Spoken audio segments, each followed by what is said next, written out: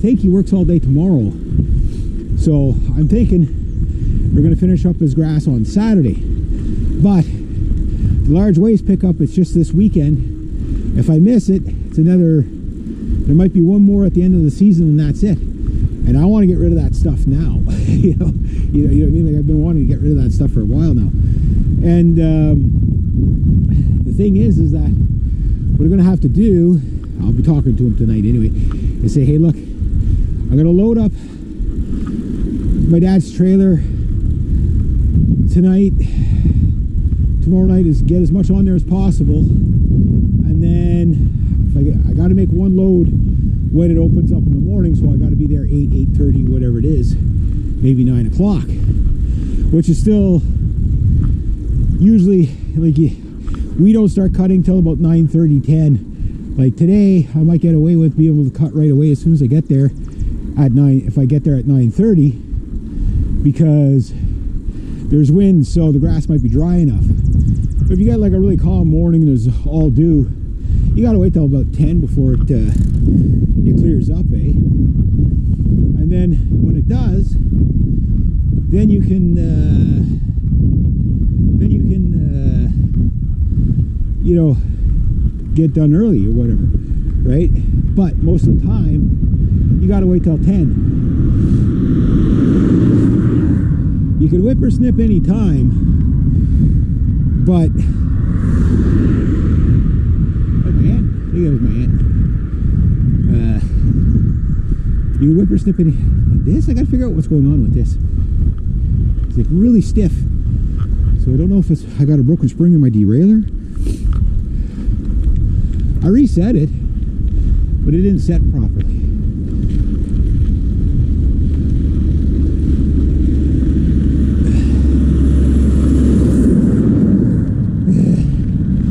This is like the hardest hill of the morning. I smell clutch. Holy jeez. Truck needs a new clutch.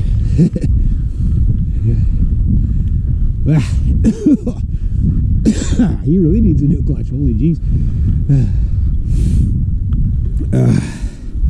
But yeah, so Saturday morning, if I can get all that stuff gone, finish cutting the grass with my buddy, I'm sure I'll be sore and stiff. What's this? That Power Wheels? Oh, I'll take that to work. Is the battery good in it? Oh, look at that thing. That is so cool. That would have been cool to have as a kid. Those little Power Wheels.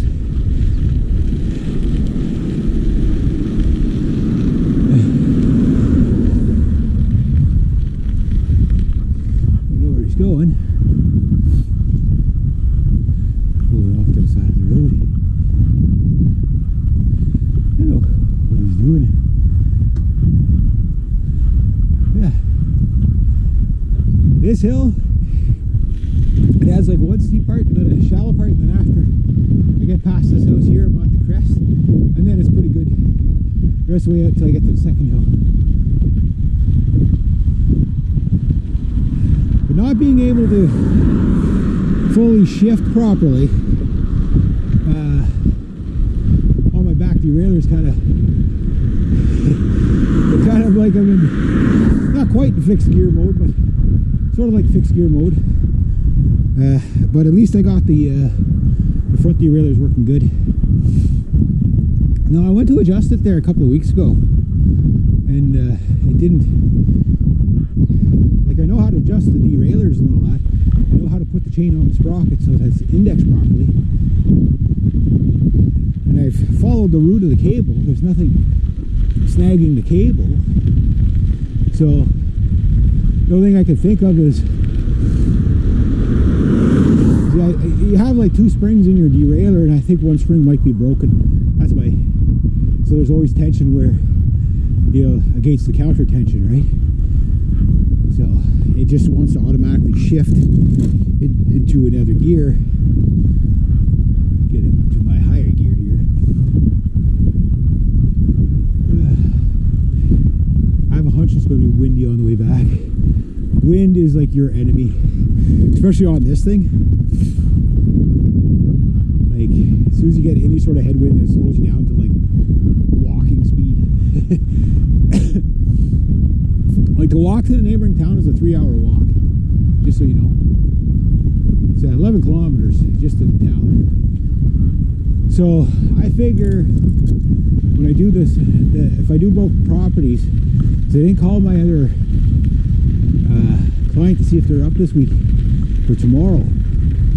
If they're not, I could help my buddy, or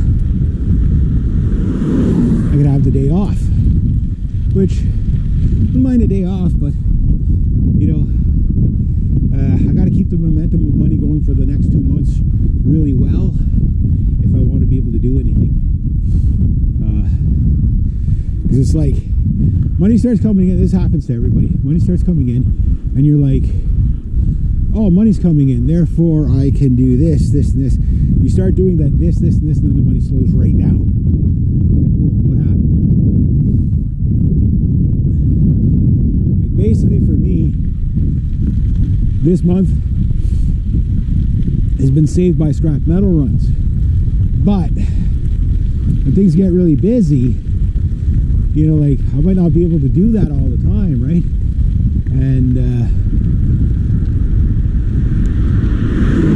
my buddy's got to make money too, right? So, you know, if he goes and gets scrap, like, we only split it if we're actually doing half and half work, right? So, you know, like, I don't mind sharing my good stuff, like my copper and stuff like that, with him, because we get premium price under his account, because he's like a premier, not customer, but like client kind of thing. I think that was Jeremy. One of my subscribers. Well, that was you. Hi, bud. Yeah, I recognize the truck, eh? So, like, I recognize people by last names and trucks. If you don't drive a truck, you're a ghost to me. But I did the unthinkable yesterday. I broke the fiberglass splitting maul handle. I couldn't believe it. I got home and saw my brother say, oh, you had an axe handle. It was all broke finally. He goes, yeah, he says, it was starting to go. And I thought those things would last forever, but then I realized there was no rubber block underneath the handle, and then with the problem that you have with fiberglass handles, there's no give to it, right? So all that vibration just stores right there, eventually cracks your handle. Because I didn't whack the handle at all, like, and it broke. I'm just like, that thing should have been indestructible. So if you want my opinion, if you're gonna buy an actual splitting maul, right, don't get the fiberglass ones. Like, I mean, a limbing axe, fine. Little axe, sure, get fiberglass handle. But get a wood handle. I think the wood handles are better, because they have more give to them. Like, the last time we replaced the handle on my dad's splitting maul was probably about 15-20 years ago, right? And yeah, like, now mind you, it's been beaten up quite a bit since then. It's going to break eventually, because it's getting pretty thin at the yeah, you get the odd strike there, whatever. But yeah, 6-pound splitting maul, that's all I want. I don't need any heavier than that. The 8-pounders are 12-pounder, like, if you're using it as a sledge, fine, and splitting once in a while, no problem. But if you're going to be predominantly splitting with it, and very rarely using it as a sledge, I would go with the you know, the 6-pound splitting maul, and buy a dedicated sledgehammer, a 20-pounder or whatever you need. I think I got a 20-pounder there at home. So, the only thing is that the 20-pounders, you have to put a small handle on them, because otherwise they're just too unwieldy. Yeah, you throw your arm sockets out.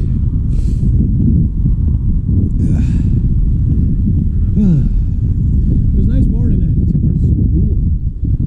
What I hate though is when you get pedaling, is then you start to get hot, right? And rule number 1 is you're not allowed to sweat. Sweat is sick, right? Like, I mean, you sweat a here.